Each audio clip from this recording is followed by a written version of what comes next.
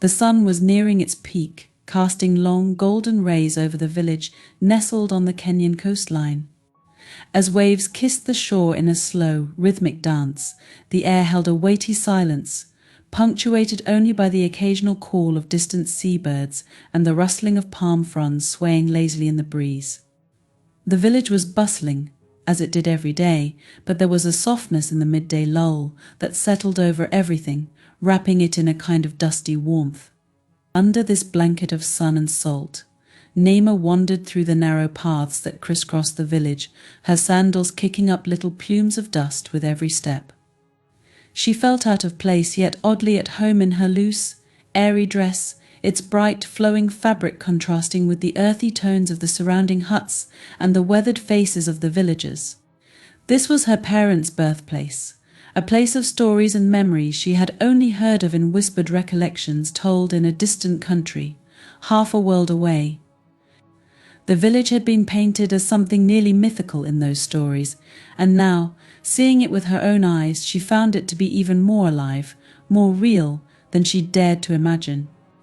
It was then, as she strolled, soaking in the sights and sounds, that she first saw Mzee Juma. He was sitting alone on a flat rock by the shore, his gaze fixed on the horizon, as if searching for something only he could see. His figure was stooped yet firm, wrapped in a simple, worn kanga that had long since faded to muted colours. Deep lines cut across his face, etched by decades of sun, salt and wind, and his skin had a weathered, almost bronzed quality that seemed to carry the essence of the earth itself. His beard, stark white and neatly trimmed, framed his face, adding an aura of wisdom to his already solemn expression. Naima paused, transfixed by the scene before her. Mzee Juma looked like something ancient and immovable, as if he were a part of the landscape itself, rooted in place by time and experience. The villagers had spoken of him in tones reserved for legends and spirits, recounting his feats as a fisherman, his deep connection to the ocean, and the countless stories he guarded like treasures. Yet seeing him here, alone by the sea, he seemed more human than myth, a man caught in the grip of memories too deep to share. A gentle breeze stirred, and Naima took a hesitant step forward, as if afraid to disturb the sanctity of the moment. Her shadow stretched out over the sand, reaching toward him like a tentative bridge. As she approached, she felt the weight of the world shift slightly, as if the air between them held a secret, a whispered promise only half understood. Mzee Juma didn't turn as she came closer. His gaze remained fixed on the water, but there was a subtle shift in his posture, an almost imperceptible acknowledgement of her presence. He was used to the rhythms of the village, to the familiar faces of friends and neighbours, and the strangers that came and went with the changing tides. But this young woman Naima, though he did not yet know her name, brought with her a different energy, one that felt both foreign and familiar. As she drew near, Naima noticed a small woven bag at Mzee Juma's side, half filled with shells and smooth stones. She felt a spark of curiosity.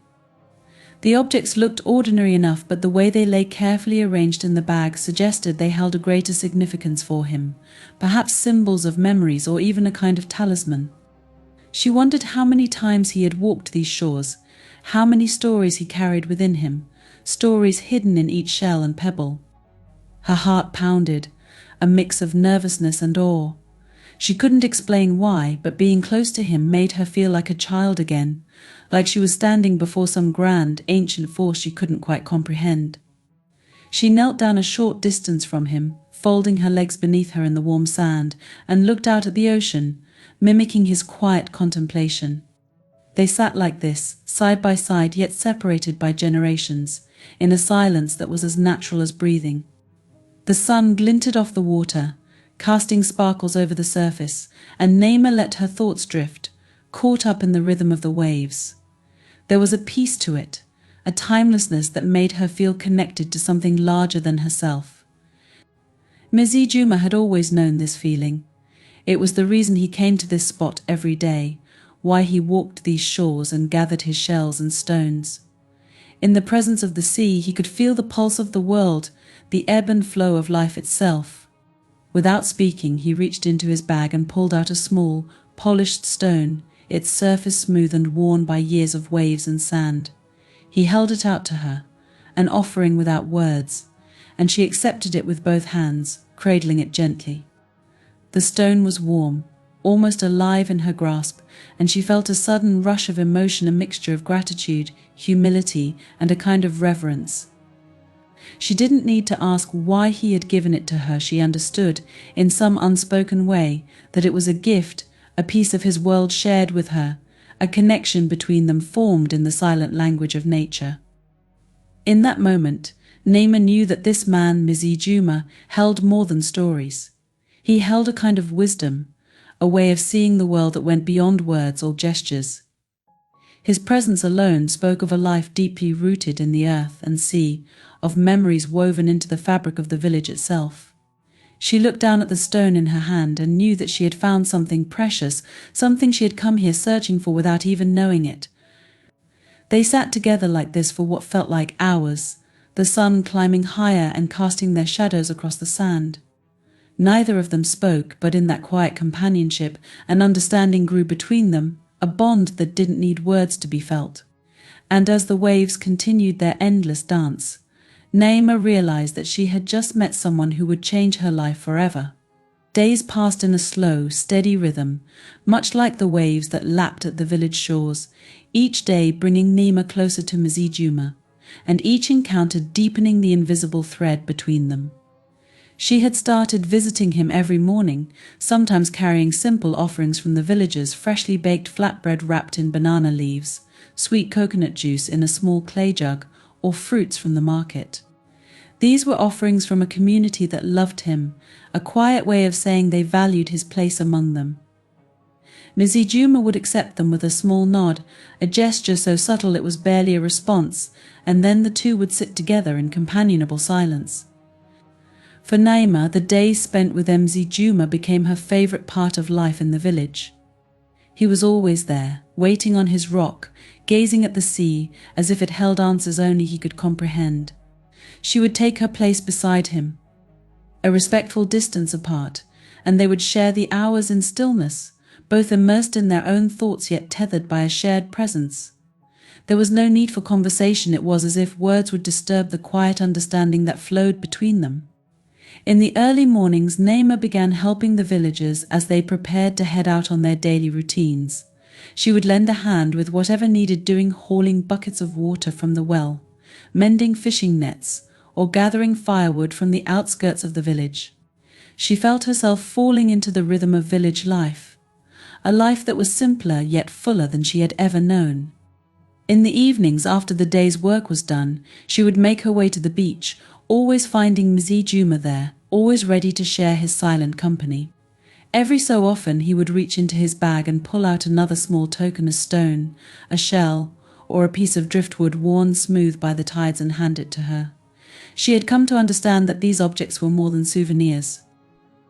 They were fragments of his memories, relics of a life spent by the ocean, and each one felt like a gift, a piece of his wisdom passed into her care. She kept these treasures carefully, arranging them on a small wooden shelf in her hut. The collection grew, each item a silent testament to their deepening bond. One afternoon, a storm gathered on the horizon, casting a dark, churning sky over the village. The air grew heavy, thick with the scent of rain and salt, and the villagers hurriedly pulled in their boats, securing them with ropes and weights. Naima watched as the sea became wild, its waves crashing violently against the shore, the normally gentle rhythm transformed into something fierce and untamed. She felt a sense of awe, as if witnessing the raw power of nature for the first time. Despite the storm, Mzijuma remained on the beach, unmoved by the chaos around him. He stood by his rock, watching the turbulent sea with a calm intensity that spoke of a lifetime spent in its embrace. Naima approached him slowly, drawn by his presence, and stood by his side as the rain began to fall in heavy, soaking sheets. Together they faced the storm, unflinching, their clothes clinging to them as the rain poured down, each gust of wind pushing them back slightly. And yet neither of them moved. The storm raged around them, but in that moment they were as steadfast as the rock beneath their feet. When the storm passed, leaving behind a soft, misty calm. Mz Juma turned to the ocean one last time, then glanced down at Naima, his gaze softer than she'd ever seen it. Without a word, he took a step back, leaving her there, a silent signal for her to look at the ocean alone. She stood there, her heart pounding, feeling as if she had just been entrusted with a secret, a hidden truth whispered to her by the waves themselves. She understood in some quiet way that the sea held a different meaning for him, one she was only beginning to comprehend. As days melted into weeks, the villagers noticed the unusual companionship between them. They watched as Naima and Mzee Juma sat side by side, always in silence, their connection a mystery that no one dared to question. Some saw in Naima a daughter he had never had, while others whispered of a friendship that went beyond age, rooted in something that defied explanation. And yet the villagers respected it, sensing the bond between them was a private thing, a connection woven in the spaces where words were not needed. In time, Naima began to see glimpses of Mzee Juma's past, not through his words, but through the stories the villagers shared in hushed tones around the fires at night. They spoke of his younger days, of his strength as a fisherman, of a love that had once burned brightly but had ended tragically when his wife passed many years ago. The village elders would sometimes lower their voices, casting glances in his direction as they spoke of the sea's hold over him, of how he was never the same after her death. There was an unspoken belief that he was bound to the ocean, that it had become his true companion in her absence, a love that was as endless and unknowable as the tides. Naima found herself watching him with a new kind of reverence, understanding now why he spent his days by the water, why he watched the waves with such a piercing gaze. She saw in him a man who had lived a life marked by love and loss, a life shaped by the endless pull of the ocean. And in the silence they shared, she began to feel that same pull, a connection to the land and the sea that had once felt foreign but was now becoming her own. One evening, as the sun began to set, casting a soft, golden light over the beach, Mzee Juma finally broke their silence. It wasn't a story or a question, but a simple observation, one that felt as natural as the breeze itself. He spoke of the tides, of how they came and went, bringing life and taking it away, leaving the beach littered with new treasures for those who knew where to look. His words were sparse, carefully chosen, each one carrying a weight that went beyond their literal meaning. Naima listened, absorbing every word, and as he finished, she felt a shift within herself, a realization that she too was part of this cycle, this ebb and flow of life. She knew then that she had come to the village searching for something she hadn't been able to name, and that in Mzee Juma's quiet companionship she had found it. As darkness fell, she turned to leave, glancing back one last time at the silhouette of Mzee Juma against the darkening sky. He remained there, as always, a silent figure by the sea, a man rooted in the land, and yet forever drawn to the ocean. And as Naima walked away, she felt a peace settle over her, a quiet understanding that somehow their friendship was like the sea itself, boundless, timeless, and ever-changing. They continued in this way, bound by shared silences and the simple gifts of shells and stones, their friendship a thing both profound and unspoken. And in each quiet moment they spent together, Naima felt herself growing, her heart expanding to hold not just her own memories, but the weight of a life she had come to cherish, a life forever intertwined with the rhythm of the waves and the wisdom of an old man who had learned the language of the sea. The sun was dipping lower in the sky, painting the clouds with streaks of deep crimson and purple as Naima made her way toward the beach where she knew Mzee Juma would be waiting. Over the past few months, her visits had become ritualistic, woven into the fabric of her days. Today, though, there was an unusual feeling in the air, a kind of heaviness that made each step feel significant, as if she were being drawn towards some moment she couldn't yet see. When she reached the familiar spot by the baobab tree, there was Mzee Juma, standing tall, though slightly hunched, his gaze lost in the horizon as always. But there was something different in his posture, a tension, a sense of quiet gravity that she hadn't noticed before. He seemed rooted to the spot, as though he were bound not just to the earth beneath his feet, but to something far deeper, something unseen. Naima approached slowly, not wanting to break the silence that seemed to hold everything in place.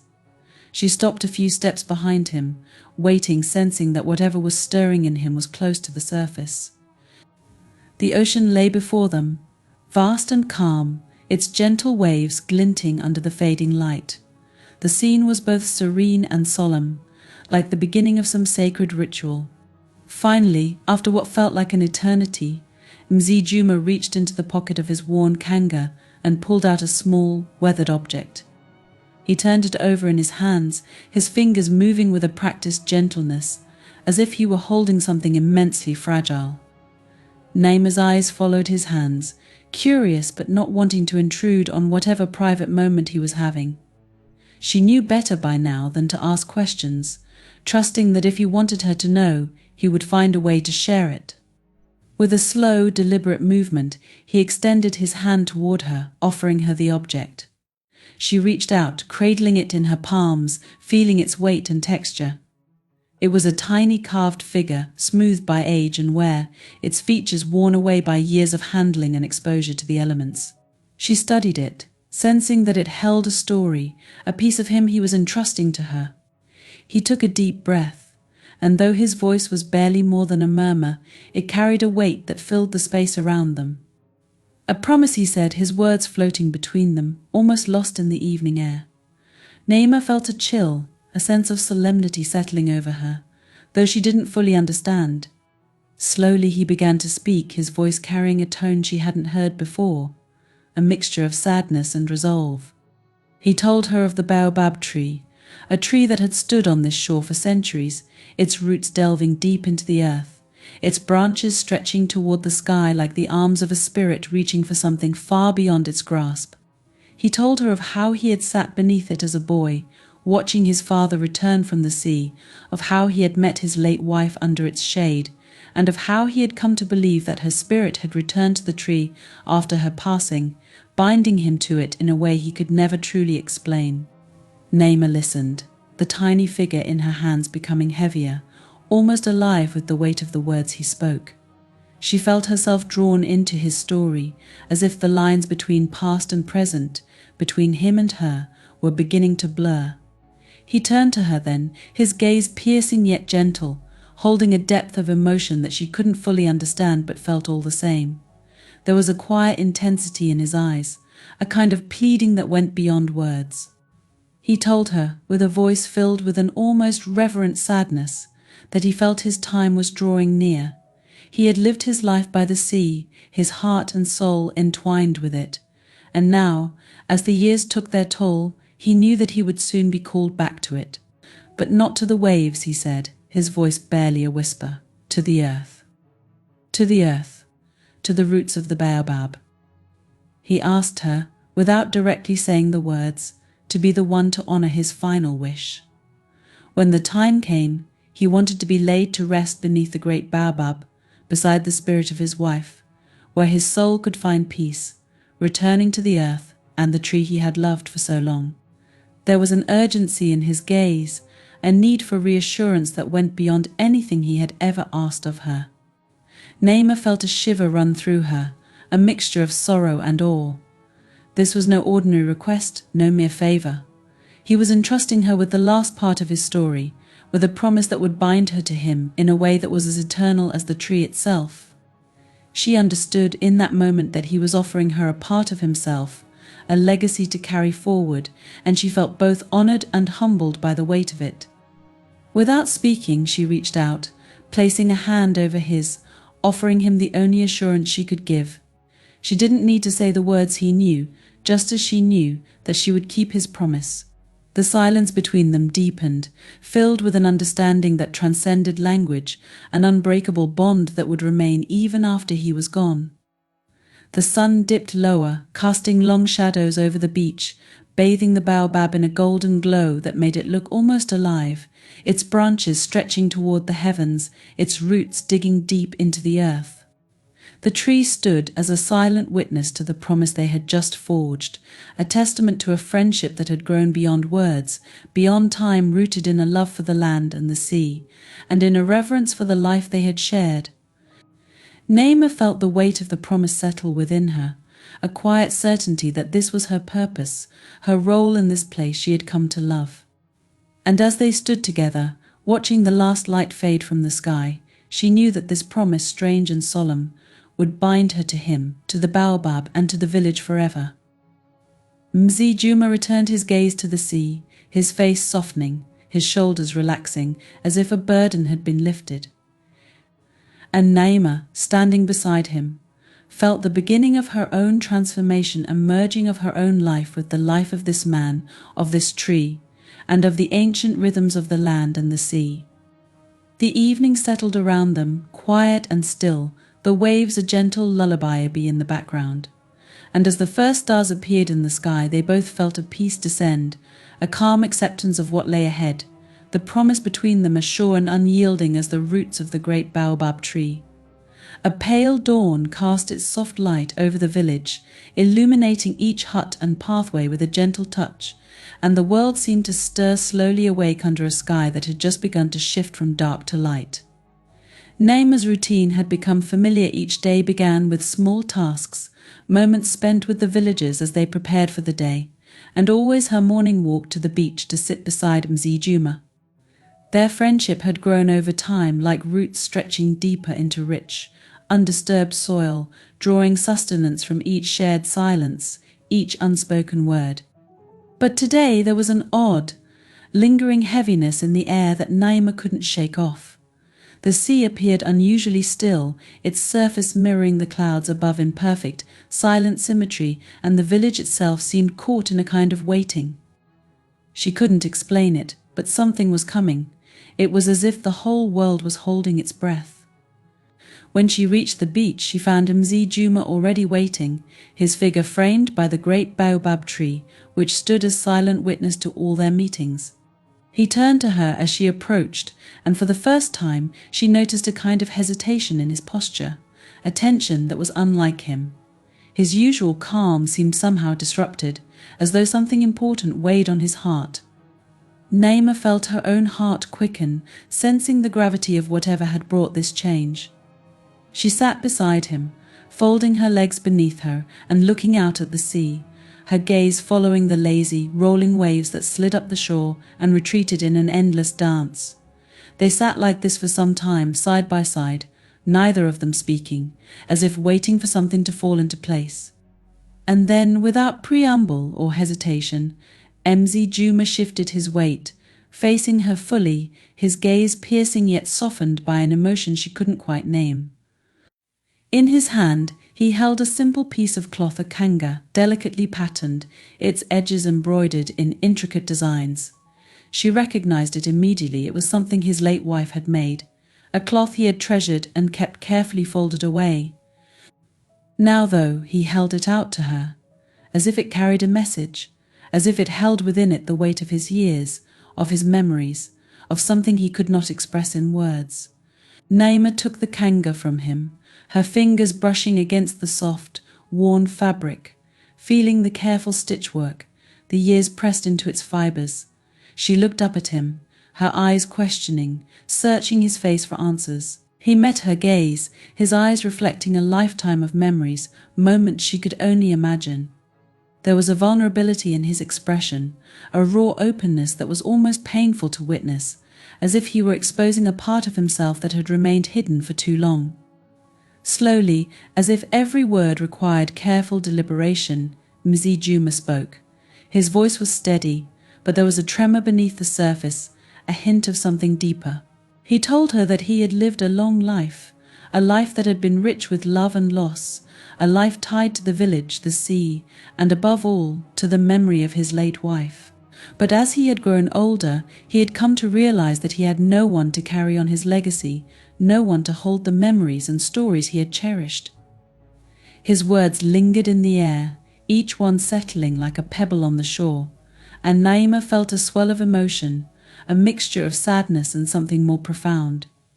She listened in silence, her heart open, feeling each word as if it were being etched into her soul. He spoke of his desire to leave behind a legacy, not wealth or land, but a way of life, a sense of connection to the village, to the land, to the stories that had shaped him. And in a voice barely louder than a whisper, he asked her to marry him. The proposal hung between them, as delicate as a spider's web, shimmering in the light, fragile yet impossibly strong. For a moment, Naima felt as if the ground beneath her had shifted, as if the world had tilted and left her standing on the edge of something unknown, something vast and uncharted. She looked at him, her mind racing, her heart caught between disbelief and understanding. She knew instinctively that this was no ordinary proposal. This was not about romance or passion, it was about something deeper, something rooted in the very earth beneath them. Mizzy Juma was asking her to become a part of his life, his legacy, to carry forward the traditions, the memories, and the values that he held dear.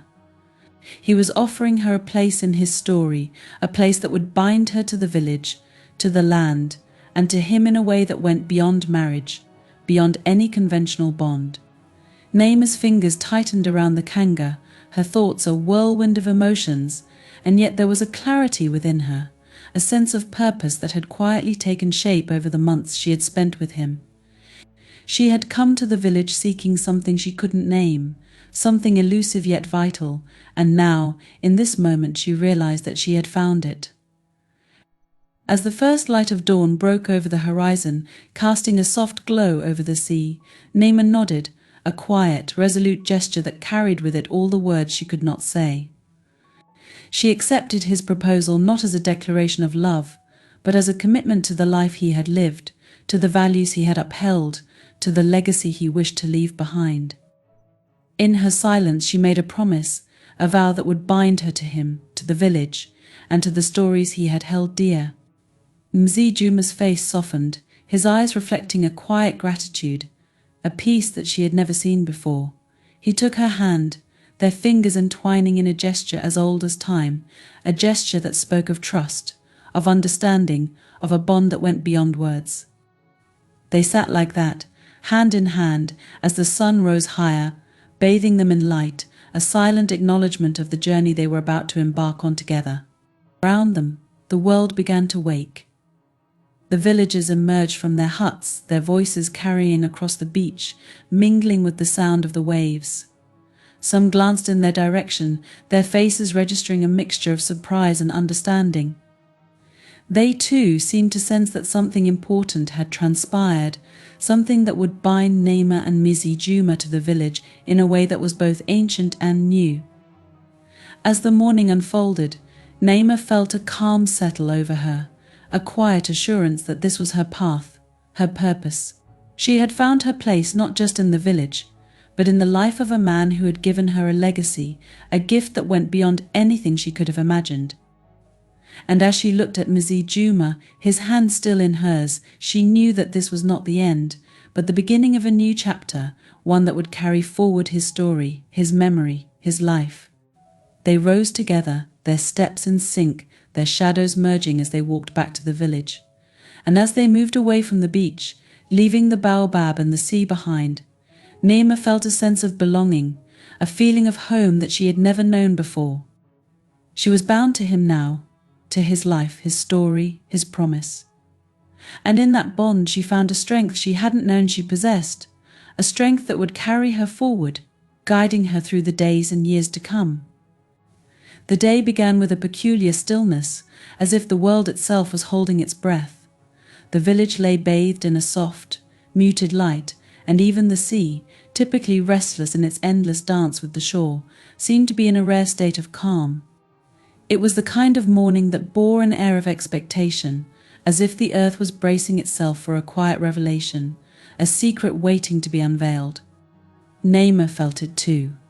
She had risen early, drawn from her dreams by a sense of urgency she couldn't quite name. Something within her was stirring, urging her to the beach where she knew she would find Mzee Juma. It had been weeks since they'd stood together beneath the ancient baobab tree, binding their lives with the strange, silent proposal that had woven her into his story and the life of the village. Now, with each step, she felt that thread pulling her toward him, drawing her into a moment that felt as inevitable as the tide. When she arrived, Mzee Juma was there, as she had known he would be. His back was to her, his gaze fixed on the sea, and his figure silhouetted against the dawn seemed almost ethereal, as though he were already halfway to becoming part of the land and sky he so loved. Naima approached him slowly, her footsteps light and measured, as if crossing into sacred ground. She could feel the energy of the moment thrumming in the air, a quiet, solemn rhythm that beat in time with her heart. And then she saw it, the baobab tree, standing tall and majestic behind him, its gnarled branches stretched wide as if embracing the heavens. It looked different today, alive in a way she had never seen, its bark catching the light in such a way that it seemed to glow from within. She stopped in her tracks, her breath catching in her throat, for there, scattered across the highest branches, were Blossom's delicate white flowers, their petals soft and pure, opening to greet the morning sun. The baobab was in bloom. The sight was breathtaking, almost otherworldly. She had heard tales from the villagers, stories passed down from one generation to the next, of how the baobab tree bloomed only once every 50 years, a rare and fleeting miracle. It was said that the tree chose its own moment to bloom, a sacred event that heralded a transition, a shift in the natural order. And now, standing beneath its canopy of blossoms, Naima felt the weight of that legend settle upon her like a cloak, wrapping her in a reverent silence. She looked at Mzee Juma, and in his expression she saw a deep, quiet acceptance, a readiness that both comforted and unsettled her. His gaze met hers, and though neither of them spoke, there was an understanding between them, a shared knowledge of what this day would bring. The baobab's bloom was a sign, a silent herald that his time had come. Without a word, he motioned for her to join him beneath the tree. She moved forward, her steps slow and deliberate, each one carrying her deeper into the moment. Together, they stood in the tree's shadow, enveloped by the scent of the blossoms, a subtle, earthy fragrance that seemed to speak of both life and death, of endings and beginnings. It was a scent that grounded her, reminding her of the cycles of the earth, the endless ebb and flow of existence. They stood side by side for a long time, their gazes fixed on the horizon, watching as the sun climbed higher, casting its golden light over the sea. The waves moved in a steady rhythm, their gentle lapping against the shore a soft, endless lullaby, a song as ancient as the land itself. Naima felt the world narrowing around her, the edges blurring until there was nothing but this moment, this man, and the great blooming tree that stood as witness. As the day wore on, villagers began to gather, drawn by the sight of the baobab's blossoms, by the silent call that seemed to resonate through the village. They approached quietly, respectful of the scene before them, their faces a mixture of awe and sorrow, of reverence for the man who had been a part of their lives for as long as any of them could remember. The children looked on in wide-eyed wonder, clinging to their mothers' skirts, while the elders nodded solemnly, understanding the significance of what they were witnessing. Naima stood with Mzee Juma, her hand resting gently on his arm, and as the villagers gathered around them, she felt a deep, abiding sense of peace settle over her. She knew that this was how he wanted it, surrounded by the people he had loved, the people who had been his family. There were no words, no speeches or farewells, just the silent communion of a community honoring one of its own. As the sun began its descent, casting long shadows over the beach, Mzee Juma turned to Naima one last time. There was a tenderness in his gaze, a softness that spoke of gratitude, of love, of a life lived with quiet dignity. He reached out, placing a hand over hers, a final silent gesture of thanks, a wordless farewell that held within it the weight of a lifetime. And then, as the first stars began to appear in the sky, he sank to the ground beneath the baobab, leaning against its massive trunk, his eyes closing as he settled into the earth. Naima knelt beside him, her hand still clasped in his, and as his breathing slowed, she felt a profound stillness settle over her, a sense of timelessness that seemed to envelop them both.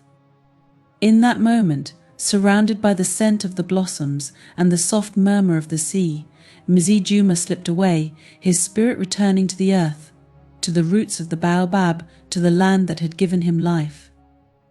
It was a gentle passing, a quiet release, as natural as the falling of a leaf or the setting of the sun. Naima felt a tear slip down her cheek, but it was not a tear of sorrow, it was a tear of gratitude, of love, of a deep and abiding peace. The villagers remained, their heads bowed, their voices silent, honoring the life of the man who had been their guide, their friend, their elder. They watched as Naima rose, her movements slow and graceful, her face calm and serene. She looked at each of them in turn, a silent acknowledgement of the bond they shared, a promise that she would carry forward the legacy he had left behind. And then, as the stars filled the sky, casting a gentle light over the beach, they began to disperse, leaving Naima alone beneath the baobab. She knelt by the freshly turned earth, her fingers tracing the soft lines of the grave, a final, silent goodbye. She knew that he was not truly gone, that his spirit lived on in the roots of the tree, in the waves that lapped at the shore, in the stories he had left behind. As she rose to her feet, the night air cool against her skin, she felt a new strength within her, a quiet resilience that came from knowing she was part of something greater than herself. She looked up at the baobab, its branches stretching toward the heavens, its blossoms glowing softly in the starlight, and she knew that his spirit was with her, a part of the land, a part of the village, a part of her. She turned, walking slowly back toward the village, each step carrying her forward, each step a testament to the promise she had made, the legacy she would uphold. And as she disappeared into the night, the baobab stood watch, a silent guardian, its blossoms a symbol of life, of death, of the eternal cycle that binds us all. The weeks passed after Mzijuma's quiet departure, and the village settled back into its familiar rhythms, but something had shifted. The air felt different, touched by a kind of reverence, a quiet that seemed to linger over everything. Naima carried this stillness within her.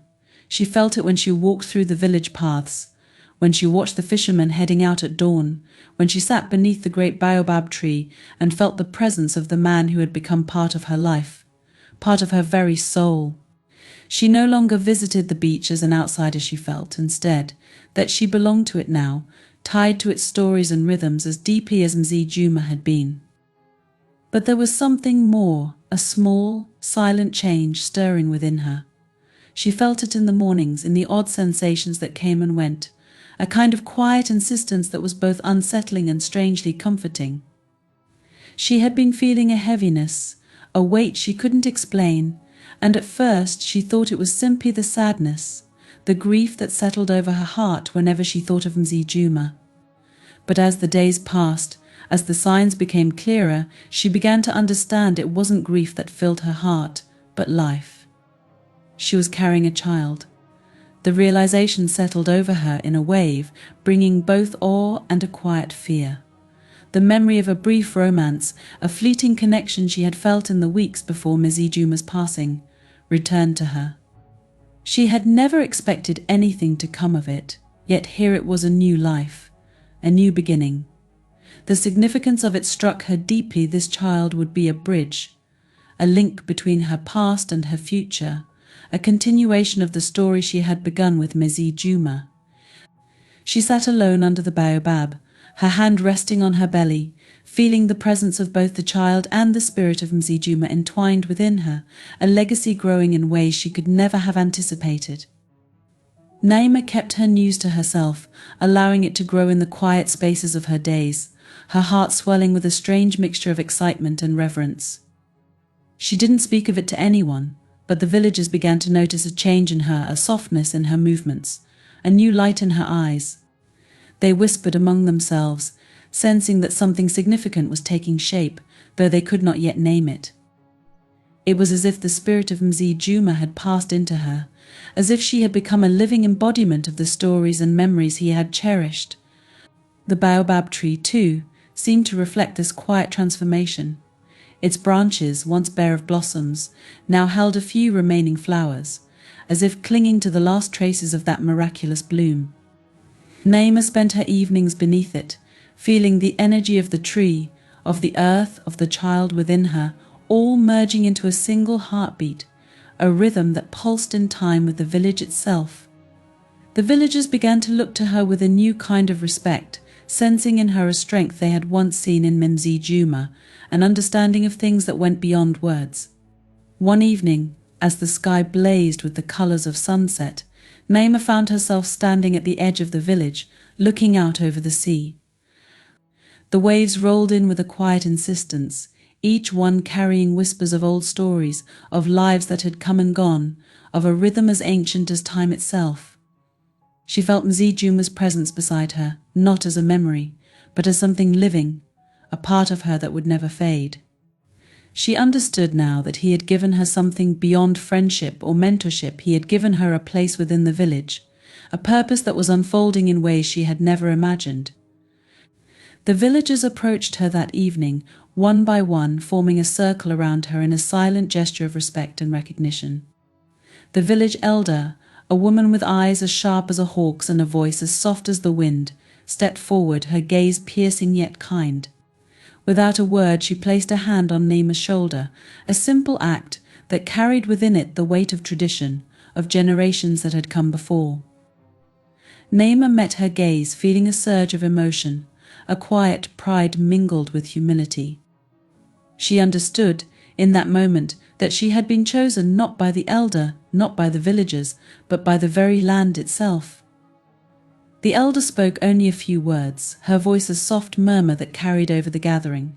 She named Naima as the village's new guardian, the one who would care for the stories, the land, the baobab tree, and the memories of those who had come before. Naima felt a warmth spread through her, a deep, abiding sense of purpose that settled within her heart like a seed.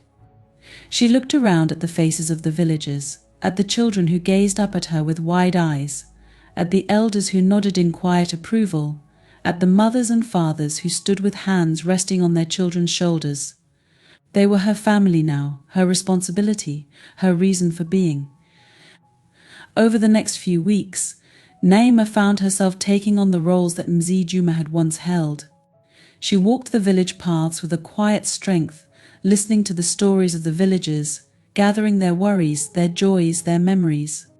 She tended to the baobab tree, watering its roots, whispering to it in the soft, reverent tones she had once heard Mzijuma use. She felt a deep connection to the land, to the sea, to the people who had become her own.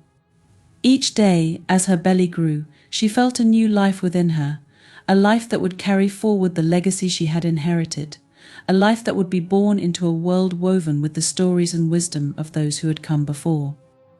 And with each day the villagers grew closer to her, seeking her guidance, her quiet presence, her understanding.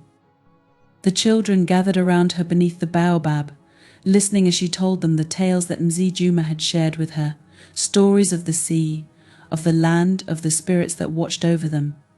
She spoke with a calm certainty, her voice carrying the weight of the knowledge she had absorbed, the wisdom that had been passed down to her in silence and understanding. As the seasons turned, the village settled into a new rhythm, one that included Naima at its heart. She became a part of its pulse, its song, its stories. The baobab tree flourished under her care, its branches stretching wide, its roots sinking deeper into the earth, a symbol of life, of death, of the eternal cycle that bound them all. And when her child was born, a quiet, gentle child with eyes as deep and thoughtful as Mzijuma's, the villagers gathered to welcome the new life, to celebrate the continuation of their story, their lineage, their legacy. Naima held her child beneath the baobab, feeling the presence of the tree, of Mzijuma, of the village around her. She felt a deep peace settle over her, a sense of completion, of fulfillment.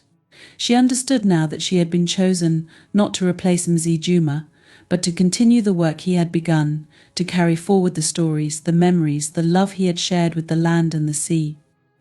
In the quiet moments of the night, as her child slept in her arms, Naima would sit by the baobab, feeling the weight of the earth beneath her, the cool night air against her skin, the soft murmur of the waves in the distance.